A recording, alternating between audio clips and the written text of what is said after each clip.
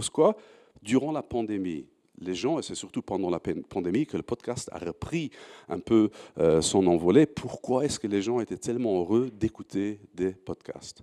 Ben, c'est ce qu'on appelle la screen fatigue. On en avait tellement marre des Zooms, des Teams, des Webex, etc., de regarder tout le temps des écrans, écouter, regarder des gens, essayer de se concentrer sur ce qu'ils lisent, avec une qualité de son qui était mauvaise, qualité de vidéo qui était mauvaise. On en avait vraiment marre des images, on en avait marre de se concentrer sur un écran. Donc, soudainement, je ferme l'écran, j'écoute, je me mets en arrière, je ferme les yeux, je mets un casque et je vais écouter ce que les gens disent. Donc, je suis dans une situation où j'ai une faim, j'ai une envie pour des contenus qui sont consommables plus facilement.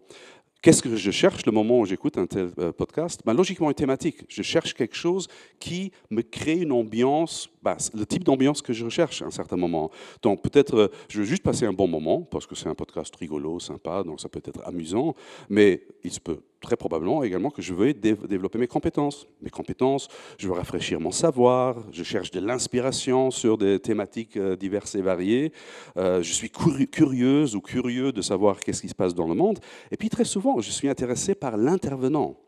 On est dans un contexte qui est quand même très